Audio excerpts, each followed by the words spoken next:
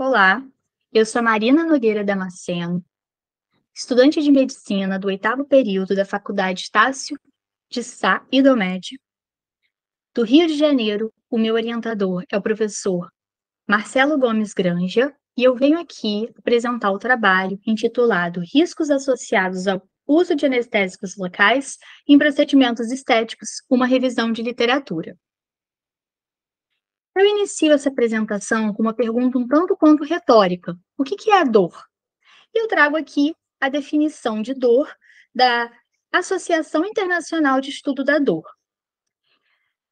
Trata-se de uma experiência sensitiva e emocional desagradável associada ou relacionada à lesão, real ou potencial, dos tecidos. Cada indivíduo aprende a utilizar esse termo através das suas experiências anteriores.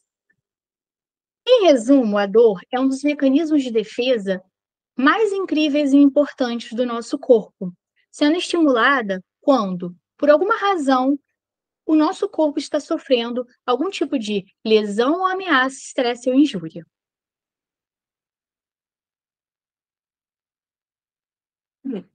É inquestionável o quanto que a medicina avançou, evoluiu ao longo dos anos. Fazendo uma retrospectiva, surgiram vacinas, curas de doença, medicamentos, cirurgias minimamente invasivas, cirurgias robóticas. É inquestionável o avanço da medicina nessas últimas décadas. No entanto, esses avanços eles teriam sido um tanto quanto limitados se os mecanismos para vencer a dor não tivessem sido desenvolvidos. Por isso, não é possível a gente fazer referência aos avanços da medicina sem acreditar a importância da anestesia. A anestesia local é um fármaco que bloqueia a transmissão do estímulo nervoso no local onde for aplicado de modo reversível, sem proporcionar mudanças no nível de consciência do paciente. Definição essa da Sociedade Brasileira de Anestesiologia. Basicamente, a anestesia local é um procedimento de bloqueio temporário da capacidade de o cérebro reconhecer um estímulo nervoso. Assim, ela possibilita um conforto para os pacientes, para eles poderem realizar qualquer tipo de procedimento invasivo, para ter melhor qualidade de vida em situação de dores crônicas, de doenças terminais, de cuidados paliativos. Então, a administração da anestesia local vem crescendo muito, e ainda mais no caso de procedimentos estéticos. A questão é: estariam essas anestesias locais isentas de complicações colaterais? Claro que não. Ainda que não sejam tão comuns, os efeitos adversos, as reações alérgicas, outras desordens, elas são passíveis de ocorrerem nos procedimentos estéticos. Falando um pouco do mecanismo de ação dos anestésicos locais, como eles são agentes farmacológicos usados na prática médica para bloquear a condução dos impulsos nervosos em áreas específicas do nosso corpo, vai impedir a geração, a propagação do sinal da dor. E isso é alcançado por meio de uma proteção seletiva dos canais de membranas dos neurônios, resultando na incapacidade desses neurônios de transmitir estímulos dolorosos para o sistema nervoso central. Então, em resumo, os anestésicos locais, eles produzem anestesia em áreas específicas do corpo, bloqueando a transmissão de sinais de dor para os nervos periféricos.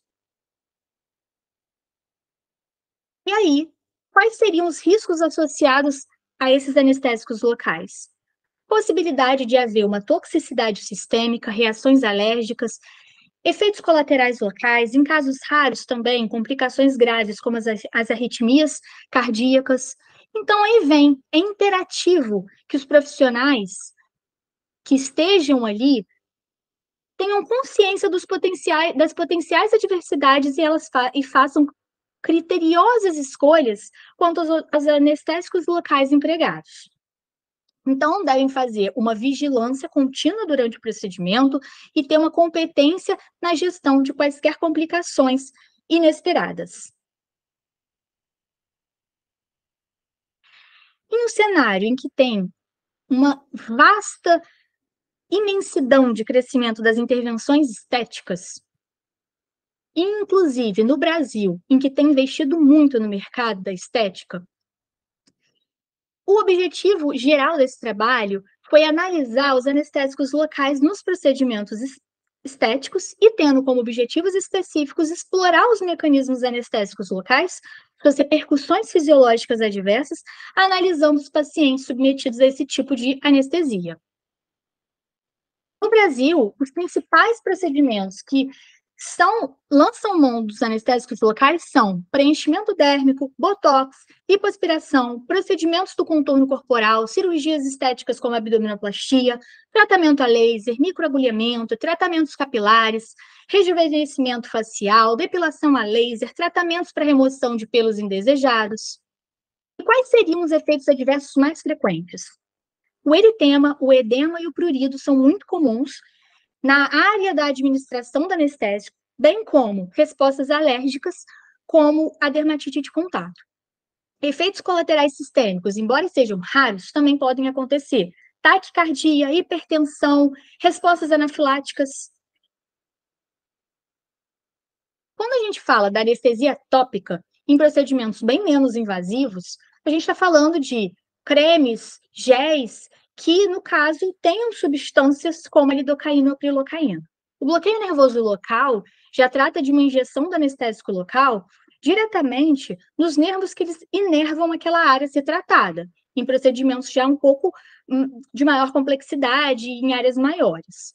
Na anestesia tumescente, é um método comum em procedimentos de lipoaspiração, e nesse caso vai envolver uma infiltração de um grande volume de uma solução anestésica, geralmente lidocaína e epinefrina, na área a ser tratada, resultando em um entorpecimento local e vasoconstrição. No caso da anestesia regional, são procedimentos como a cirurgia plástica facial, em que pode ser aplicada uma anestesia regional naquela área específica do corpo também. E, por fim, a local infiltrativa, que já são injeções de anestésico local diretamente também na área a ser tratada. E, nesse caso, é muito utilizada nos preenchimentos dérmicos, por exemplo. E é fundamental que a segurança do paciente seja sempre a principal atenção ao selecionar o protocolo da anestesia. Quando a gente diz da cautela dos usos anestésicos locais, um outro protocolo também deve ser respeitado, com medidas essenciais para minimizar o risco dessas reações. Então, no caso, a gente pode realizar a avaliação pré-procedimento, que é primordial fazer uma avaliação detalhada de toda a saúde do paciente, identificando todos os fatores de risco daquele paciente, medicamentos de uso contínuo, condições de saúde prévia, pré-existentes, cirurgias prévias. Escolha do anestésico local adequado nada mais é do que selecionar com base no procedimento a ser realizado, nas características do paciente, levando sempre em consideração a potência, a duração da ação e a presença ou ausência dos vasoconstritores. A dosagem adequada, administrar a dose com base no peso e altura do paciente. Teste de sensibilidade. Testar em uma pequena área da pele antes de realizar o procedimento, especialmente se o paciente nunca tiver sido exposto a um anestésico local previamente. Monitoramento durante o procedimento. Nada mais é do que uma monitorização contínua para detectar um sinal de ocorrência adversa naquele procedimento. Uma taquicardia, uma hipotensão, uma urticária, uma dificuldade respiratória. Treinamento da equipe. No caso, é primordial garantir que a equipe envolvida no procedimento ela esteja treinada, familiarizada com os protocolos de emergência. Preparação de emergência. Um kit de emergência com os principais medicamentos, equipamentos necessários para tratar com a maior brevidade com as reações adversas. Exemplo, epinefrina, antihistamínico, oxigênio, tudo em mãos. Registro detalhado. É importante manter todos os registros precisos de todos os aspectos da administração do anestésico local, incluindo dose, dia da administração, tempo de início de ação, qualquer acontecimento observado.